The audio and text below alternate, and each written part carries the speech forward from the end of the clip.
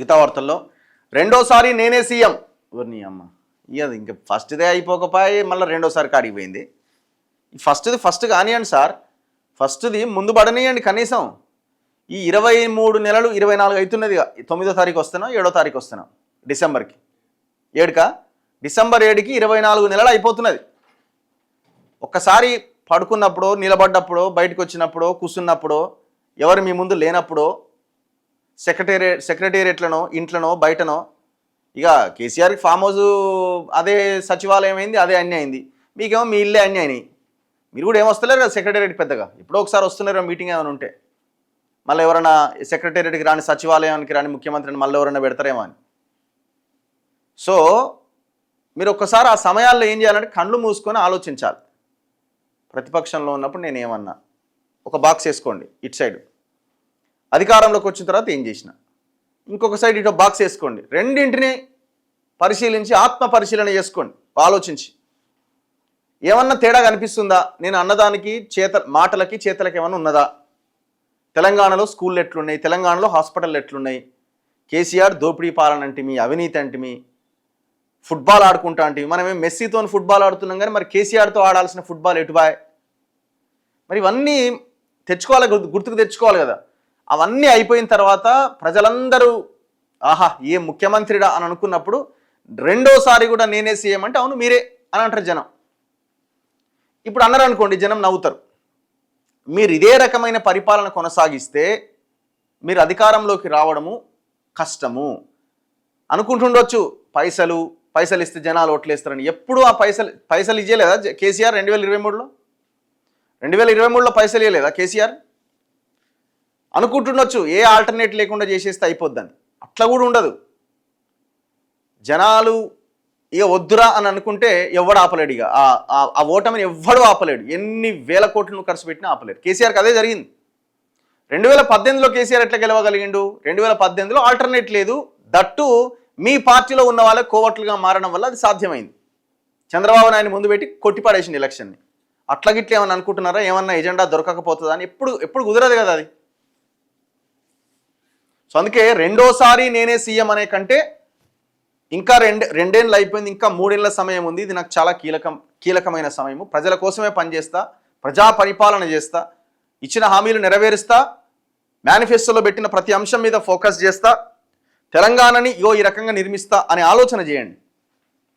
ఈ రెండోసారి నేనే ముఖ్యమంత్రి జనాలు డిసైడ్ చేస్తారు. రెండోసారి మీరా ఎవరన్నది. 10 ఏళ్ళు నా సారథ్యంలోనే తెలంగాణలో కాంగ్రెస్ ఉంటుంది. ఢిల్లీలో మీడియాతో ముఖ్యమంత్రి రేవంత్ రెడ్డి దుర్మార్గ పాలన అంతం చేసి ప్రజాపాలన తెచ్చుకున్న రోజు డిసెంబర్ 3. శ్రీకాంతాచారి అమరుడైన రోజు ఇదే. ఆయన ఆశయ సాధనలో 60,000 ఉద్యోగాల భర్తీ, వచ్చే 6 నెలల్లో మరో 40,000 ఉద్యోగాల కల్పన. నెహ్రూ హయాం ప్రాజెక్టులు ఇప్పటికీ సురక్షితం. బీఆర్ఎస్ కట్టిన కాళేశ్వరం కూలేశ్వరమైంది. పంచాయతీ ఎన్నికల్లో కిరికిరిగాలను ఎన్నుకోవద్దు, మాతో కలిసి పనిచేసే వాళ్ళని ఎన్నుకోండి. హుస్నాబాద్ బహిరంగ సభలో ముఖ్యమంత్రి రేవంత్ రెడ్డి. ఇప్పుడు ఈ ఉద్యోగాలది కూడా మీరు ఇది కూడా గుర్తు తెచ్చుకోండి ఒకసారి. ఈనాడు, ఆంధ్రజ్యోతి పేపర్లలో ఎలక్షన్లకి ముందు, ఎలక్షన్లు ఇంకొక నెల రోజులు 2 నెలల ముందు పెద్ద పెద్ద యాడ్స్ వేసారు కదా. ఫలానా డేట్ రోజు ఫలానా ఉద్యోగం, ఇన్ని వేల ఉద్యోగాలు, 2 లక్షల ఉద్యోగాల లెక్క చెప్పారు మీరు ఆ రోజు. మరి ఆ లెక్క ఇచ్చిన ఆయన ఎవరు? మరి ఆ లెక్క ఎందుకు తప్పింది? లెక్క ఇచ్చిన ఆయన ఎవరు? ఆ లెక్క ఎందుకు తప్పింది? ఇప్పుడు 60,000 ఇచ్చినా ఇంకొక 40,000 ఇస్తా అంటున్నావు.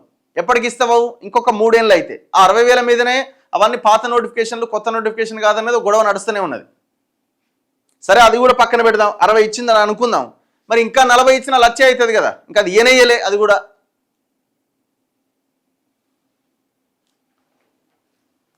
తెలంగాణ రాష్ట్రానికి 2 టర్ముల పాటు తానే ముఖ్యమంత్రిగా కొనసాగుతానని ముఖ్యమంత్రి రేవంత్ రెడ్డి ఢిల్లీలో అన్నారు. బుధవారం పార్లమెంట్లో మీడియాతో ఇష్టాగోష్ఠిగా మాట్లాడిన ఆయన కర్ణాటకలో ముఖ్యమంత్రి పదవి కోసం జరుగుతున్న పోటీ గురించి ప్రస్తావించినప్పుడు ఇలా స్పందించారట. కర్ణాటకలో డీకే శివకుమార్ వర్సెస్ సిద్ధరామయ్య మధ్య పోటీ ఉంది కదా, దాని మీద జర్నలిస్టులు అడిగిరట అక్కడ ఏంది గొడవ అంటే, అక్కడ ఏం గొడవ ఉందో కానీ నేను మాత్రం ఈడ 10 ఏళ్ళు అన్నట. 10 ఏళ్ల పాటు తెలంగాణలో తన నేతృత్వంలోని కాంగ్రెస్ సర్కార్ కొనసాగుతుందని ఆయన వ్యాఖ్యానించారు. అనంతరం ఢిల్లీ నుంచి రాష్ట్రానికి చేరుకున్న ముఖ్యమంత్రి సిద్దిపేట జిల్లా హుస్నాబాద్లో పలు అభివృద్ధి పనులకు శంకుస్థాపన చేశారు. అనంతరం నిర్వహించిన ప్రజాపాలన విజయోత్సవ సభలో ప్రజలను ఉద్దేశించి మాట్లాడారు. 10 ఏళ్ల దుర్మార్గ పాలన అంతమొందించి ప్రజాపాలన తెచ్చుకున్న రోజు, గడీల పాలనకు చరమగీతం పాడిన రోజు అని ఇక తన మాటలు తెలుసు కదా, ఇక లెక్చర్ దంచి వదిలిపెట్టిండు. మరి మీరేమనుకుంటున్నారు? రెండోసారి ఆయనేనా ముఖ్యమంత్రి? ఇప్పుడు ఆయనే ముఖ్యమంత్రి కావాలంటే కాంగ్రెస్ అధికారంలోకి రావాలి, అంతే కదా? మరి ఆ సిచ్యువేషన్ ఉందా రాష్ట్రంలో?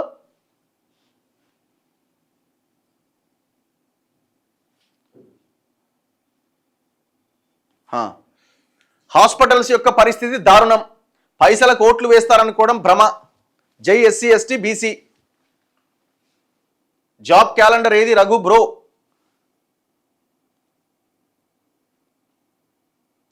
నవ తెలంగాణ పత్రికలో 29 కోడ్లు రద్దు చేసి 4 కోడ్లను కార్మిక వ్యతిరేక లేబర్ కోడ్ల గురించి రెగ్యులర్గా వస్తుంది, దయచేసి చర్చ పెట్టండి తప్పకుండా.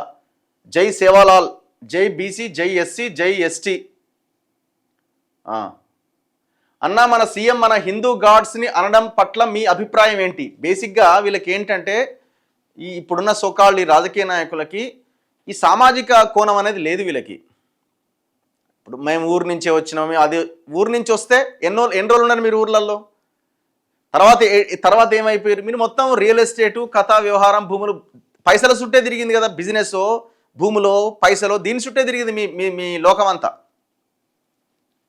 ఇప్పుడు మీరు లీడర్లు అయిన తర్వాత మళ్ళీ హైదరాబాద్కి వచ్చిన తర్వాత మళ్ళీ ఊర్లలోకి పోయి ఆడేమన్నా పోయి ఒక 2 రోజులు ఉండొచ్చే ప్రయత్నం జరిగిందా? అసలు ఆ ప్రయత్నం జరిగిందా? వీళ్ళకి బేసిక్గా ఏంటంటే ఒక సామాజిక కోణం అనేది లేకపోవడంతో మనం ఏం మాట్లాడుతున్నామో అని వాళ్ళకి అర్థం కాదు. ఇప్పుడు కోమటిరెడ్డి వెంకటరెడ్డి నిన్న ముఖ్యమంత్రి మాట్లాడింది, ఆయన మాట్లాడి, ఇట్లా చాలామంది లీడర్లు మాట్లాడుతూ ఉంటారు. కేటీఆర్ అప్పుడు కూడా మాట్లాడుతూ ఉంటాడు. వీళ్ళకి ఆ సోషల్ యాంగిల్ అనేది ఒక్క 1% కూడా లేదు వీళ్ళకి. మళ్ళీ ఏమన్నంటే మేము అడవుల నుంచి వచ్చినాం, ఆ నుంచి వచ్చినాం, ఈ నుంచి వచ్చినాం, అన్నీ ఉత్తే చెప్పుకోవడానికి, నేను పుట్టినా అని చెప్పుకోవడానికి అదొకటి అంతే.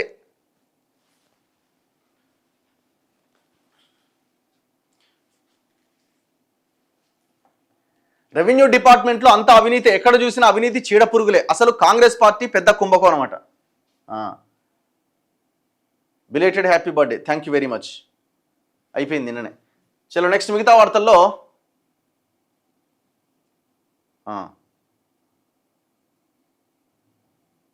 అన్న నల్గొండ నకరేకల్ ఇష్యూ ఏంటి, ఎవరు ముఖ్య కారణం? కోమటిరెడ్డే కదా, అదే కదా నకరేకల్ అంటే, తిప్పర్తిదే కదా మీరు అంటుంది, ఎల్లమ్మగూడెంది. ఇప్పుడు సింపుల్ ఒకటే అండి. చాలామంది నన్ను ఏమడుగుతున్నారంటే నిజంగానే మూత్రం తాగిచ్చి ఉండొచ్చునా అని అడుగుతున్నారు. ఫస్ట్ మనం అడగాల్సిందంటే కిడ్నాప్ చేశారా లేదా? కిడ్నాప్ చేసి తీసుకుపోతున్నప్పుడు ఎవరైనా ఎందుకు కిడ్నాప్ చేసినా ఏంది అని అడుగుతున్నప్పుడు ఖచ్చితంగా అవతల వైపు నుంచి వాడు మనల్ని కొట్టడమో ఇంకేదన్నా చేయడమో జరుగుతుంది ఖచ్చితంగా జరుగుతుంది. అది కూడా నమ్మాల్సిందే మనం. ఫస్ట్ ఈ కోమటిరెడ్డి బ్యాచ్ చెప్పాల్సింది ఏంటంటే కిడ్నాప్ జరిగిందా లేదా, 100% జరిగింది, అయిపోయి. ఎంతసేపు మూత్రం తాగిచ్చినా లేదా? అరే బాబు, ఒక వ్యక్తిని, ఒక టీ స్టాల్ దగ్గర నిలబడ్డ రోడ్డు మీద ఉన్న వ్యక్తిని 2-3 మనుషులు వచ్చి కార్లలో ఎత్తుకపోయి మిమ్మల్ని చంపేస్తామని లోపలికి తీసుకుపోయి రాత్రి ఎప్పుడో వదిలేస్తే డైరెక్ట్గా పోలీస్ స్టేషన్లో వీళ్ళే ప్రొడ్యూస్ చేస్తే, అంటే పోలీస్ స్టేషన్కి వెళ్ళి డీలు, నువ్వు పోటీ చేయొద్దు, నీకు ఎంపీటీసీ ఇస్తామని. కిడ్నాప్ జరిగిందా లేదా? మరి కిడ్నాప్ జరిగినప్పుడు ఇంకా అంతకంటే ఇదేముంది, అంతకంటే పెద్ద దుర్మార్గం ఏముంది? కాంగ్రెస్కి మళ్ళీ ఎవరు కూడా ఓటు వేయరు రఘు గారు అట. ఎల్లమ్మగూడెంలో ఆ అక్క గెలవాలి గెలవాలి, చూడాలి. ఇప్పుడు ఏమైందంటే ఇప్పుడు అక్కడ దాదాపు మొత్తం 500 ఓట్లు వాళ్ళే ఉన్నాయట, రెడ్లే ఉన్నాయట. మరి ఇప్పుడు ఇక్కడ రెడ్లు కూడా అక్కడ ఉన్న రెడ్లు ఆలోచించాల్సింది ఏంటంటే ఆ వ్యక్తులు ఒక రెడ్డిని మర్డర్ చేసిరట, గతంలో సర్పంచ్ భర్తని మర్డర్ చేసిరట, ఆయన రెడ్డే. మరి మన అంటే రెడ్డి లేదు, బీసీ లేదు, ఏమి లేదు వీళ్ళకి, ఈ మాఫియాకి. సో కాబట్టి అక్కడ ఉన్న వాళ్ళు ఆలోచిస్తే సాధ్యమవుతుంది.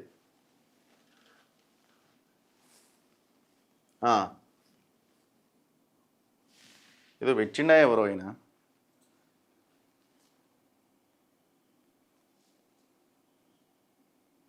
పొద్దున్నే నవ్వుకోవడానికి రేవంత్ రెడ్డి గారి మాటలు ఉన్నాయట. చలో, గోపాలమిత్రులకు 9 నెలలుగా జీతాలు లేవట. ఎంత ఘోరం అండి ఇది. 9 నెలలుగా శాలరీస్ లేకపోతే ఎట్లా బతుకుతారు? రేవంత్ రెడ్డి జీతం ఆగుండొచ్చునా ఏమన్నా? సాలు దొరా మీ పాలన.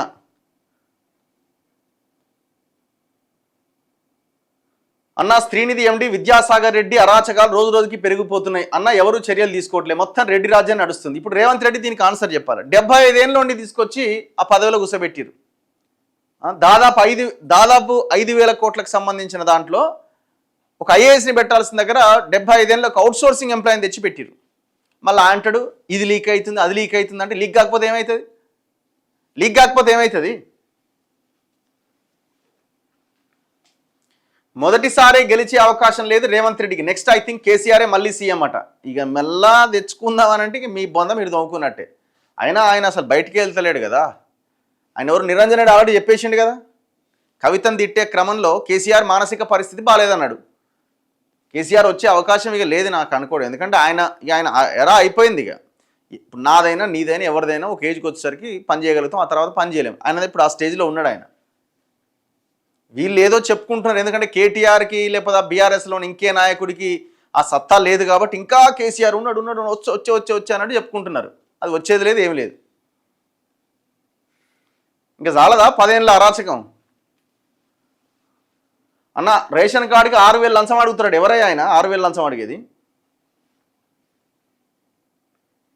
అన్న మీరు ఫస్ట్ బెల్ట్ షాప్లో అండ్ పర్మిట్ రూమ్లో వీడియో చేయండి.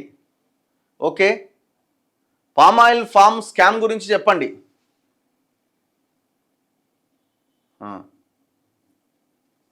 నవ తెలంగాణ పత్రిక చదవాలన్నట. సిపిఎంఓ లేదు, అది చదువుదాం ఏముంది. ఎవరు వచ్చినా మన ప్రజల పరిస్థితి ఇంతే.